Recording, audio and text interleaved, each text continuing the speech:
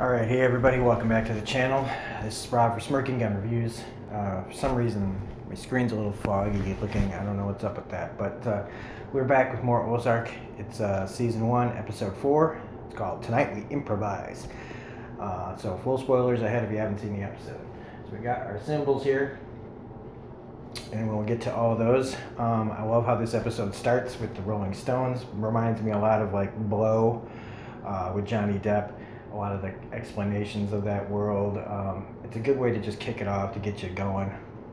Marty's speech about money laundering 101 is really clever, and just well, it's kind of standard that these have these kind of monologues. Another thing, I was reading this article about this show, and now they're of course saying, comparing it to Breaking Bad, and listing off why like that's not a good thing and stuff. And while the article is kind of accurate in how people want to jump on bandwagons to create something that is equally liked, or something that people like to watch along those lines, like like when Pulp Fiction came out, everybody wanted to make the next Pulp Fiction. So Breaking Bad comes out, it's good, it's successful, wins a bunch of awards, everybody wants to make the next Breaking Bad. And so you end up getting a bunch of Breaking Bad lights. And the problem that I had with the article is that Breaking Bad was about metamorphosis. It was about change. He says it in the very first episode of that show, and how one thing starts one way and ends another. And throughout the whole thing, there's this metamorphosis. In this, Marty Byrde is not metamorphosing. The problem of the show is not about change. It is nothing like that. The world that they're in is the only thing that really is the same. And, having dangerous situations, things that you don't know how anybody's going to get out of, that kind of thing, and how the writers can kind of manage to wrangle characters in and out of situations that keeps you riveted, keeps you glued to the screen. Like Breaking Bad, a lot of the show depends on your main character, and Jason Bateman is more than up to the task for this show. So in every episode, you see why this show works, why it's not Breaking Bad, because Marty is in the criminal business, and he's not. If he could get out, he would. Walter never, while he procrastinated earlier in the series, he liked it. Marty doesn't like what he does. He's trying to survive. Walter was trying to survive because he was just stumbling through things. Marty is trying to keep his family alive and try to get them through. He's not doing this for himself like Walter White was. He is just trying to maintain, to stay one step ahead of things so that they don't all die. And there's really no way out of this situation, because once you're in with the cartel, even if he's successful in laundering all this money, there's no way they're going to just let him off. If something works, they're going to continue to do it until you're no longer useful, or they find somebody else that's better at doing it than you are. So, anyway, on with the actual episode. So, yeah, after the money laundering speech and everything, we have, you got the scene with Jonah, you find out he's the one that's been putting the dead animals in their yard because he wants to study the vultures. I live in the country, and I've had to deal with dead animals out in our yard occasionally.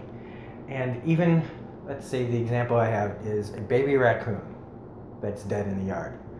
Well, suckers are heavy. They are like this big, and they are heavy as hell. After they're dead, it is hard to pick them up. This kid's dragging a dead coyote like it's a rag doll, which I'm sure it was a dummy. They should have just like added some weight, or told the kid to, act like there's weight on it, because he's just whizzing it through the damn woods. And it's a minor thing, but it just kind of bugged me, because like that's a little kid. He's a small kid, and he should not be able to drag that dead coyote like it's nothing. But whatever. That's one of the things I do like about this episode, is how Marty and Wendy discuss their kid. Because in a lot of shows where the kid's troubled, it either slips by, the parents notice, or they are in denial. And when something happens, they're like, oh. And I like that they're discussing it. I mean, she at first has some denial, but they're actually having a discussion that goes to the places that it needs to go. And even up to the point, like when they're discussing it with the kid, I was like, man, okay, first, all of a sudden they're being really, the conversation is really good when they're talking amongst themselves. I was afraid that the conversation with Jonah was not going to go that honest, but at least it just clicks. Like, she just goes, are you killing the animals? And when they find out, he's doing research. The kid's like really smart, and it is weird. It's really weird to be studying vultures and stuff. But I guess he's bored and lonely and doesn't have friends. And even though that's not something that my brain would have occurred to do, I don't know. So it's just interesting. I mean, Charlotte heard the conversation. The kids are in the middle of this. They don't know what to do. So of course they're gonna react in different ways. Ruth and Marty's plans. So Marty wants to buy the strip club, but the guy doesn't want to have anything to do with it. So he makes this plan with Ruth to break into the strip club. Now, the reason that he comes to Ruth is because he finds out that when people come to their lodge, the Blue Cat, Ruth is texting her family to go and rob their houses while they're having dinner. That is some low-ass shit. But it's not unheard of. I've heard of this. So Marty, instead of firing her, decides to use this asset, and they plot to break into the strip club to get at this safe. So we have our safe.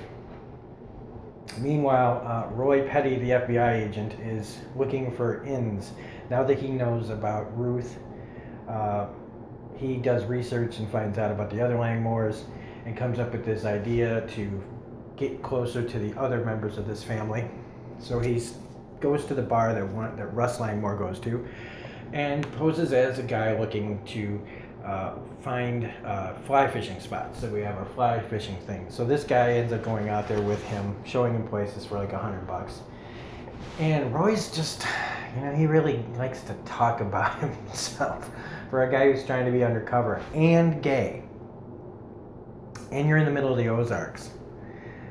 And to openly talk about, hey, I like dudes and I only fuck them if the ones that want me to. To say that in front of a kind of a stranger and kind of, let's call it Deliverance-ville, I don't know, kind of dangerous. But that makes that guy uncomfortable. Doesn't want to, like, he's turning down money. He's telling him he's not really available. And Roy is coming on a bit thick. Especially, but he doesn't know how, these people are. Like, Ruth's always got her radar going. So he needs to be careful, or otherwise he's going to get found out pretty quick. And so, speaking of which, Ruth's way of getting into the strip club, it started out kind of crazy because it looks like she's willing to go all the way to break into this place by going in for a job interview, and, he wants her to blow him. And I thought, man, why would you try to get a job there? Oh, wait, it's because she's really casing the joint, not really looking to get in there and do the long con. So it was pretty smart of her to at least play it that way, just so that she could case the place and find the thing. It was even smarter to pay a bunch of kids to go into the strip club, call in shots fired, and then have the cops go in there on a fake call, find a bunch of kids in there, and have everybody pulled out so that she can just go in, grab the safe, except she can't break in to the safe, so Marty and her have to basically pull it out by a chain on the car, which that did remind me of something like Jesse and Walter would have to do in Breaking Bad. Just kind of improvise, stumble their way through a situation. Which leads to them finding the deed to the strip club. Ruth is not happy because she doesn't understand, if it's not money, if it's not tangible in your hands, You know, she's small time thinking. Marty's bigger picture, which means leads to him going to the jail to negotiate the sale of the strip club, and how Marty, you know, lays it all out for him about how he understands what he's been doing. That the guy from the strip club is laundering money too. The one thing Marty should have been considering is who's he laundering money for? Because then we get introduced to, after Marty convinces him to sell the place, we are introduced to the Snell family, who is basically this town's cartel, small time like meth dealers in this area, and they're pretty vicious because they kill the strip club owner after he gives this, like, you know, villain speech, which happens a lot, where it's this calm story where you're supposed to be relaxed and you're just listening to let your guard down before something terrible happens, which is a cliche, kind of happening. I feel like that's a new cliche, or at least an underused one, so that it's not like, oh, this old thing again. The guy Peter Mullen, who plays Jacob Snell, he's a good actor. He's been in a lot of stuff, all the way back from like Train Spotting and things like that. I think Braveheart he was in too, and just a bunch of things. He's a Scottish actor, and I love the way you'd never know he was Scottish, because if you hear him actually speak in his, you know, accent, it's a thick. He talks like you know he's Scottish. So I thought that was a really good job of doing at least a pretend Ozarkian type of whatever dialect. So these are our big bads for the Ozark area. We got Dell calling Marty, putting him on notice, which is another like tense situation. So he's got two drug cartels now. Wendy goes off book and decides to buy this house with the money that they got from selling their house. And so they've got a strip club, they've got a house, they've got a lodge. So they've got other things going, but it's still, there's a lot of money to be laundered here. Also, Wendy's been calling her ex-lover's phone, which Marty finds out about, and then his family finds out about and starts calling her. So you got that, because they have questions about his death. And now, because she's been calling her, kind of a dumb move, but that's a writer's thing. Like, they wanted to create more conflict, and I don't agree with that. Because I feel like it's just kind of a silly decision. I feel like Wendy's smarter than that. Speaking of Wendy, I forgot to mention about how she got into the real estate game, and she's pretty smart too. So anyway, we have the introduction of Jacob Snell, the poisoning of the strip club dealer. I forgot to do that. Anyway, trying to think if I've missed anything here that's of major concern, except we go 180 degrees and find out that the little Money Laundering 101 speech was given to Jonah. That what we see at the beginning is happening at the end. And it's him explaining everything about money laundering to his son, which is not a general, you know, topic that you have, but I think Marty kind of sees that the kid kind of needs something other than cutting up dead animals to be smart about, and what's the harm in telling him, I guess. So anyway, this is a pretty good episode. I really like Ruth in this. She's just as conniving, if not quite smart. She's smart, but like, Marty better watch out at how much she learns, is all I'm saying. Because she just picks up on things pretty quickly. So anyway, that's the end of this review. If you like it, please hit the like button, comment, share, subscribe, I guess. And yeah, we got more videos coming today. We got Sharp Objects at some point, Preacher at some point. We got the Talking Dead thing that I'm not sure if I'm going to talk about. It depends on what they talk about on that. I'm really curious to see how much they're willing to try to.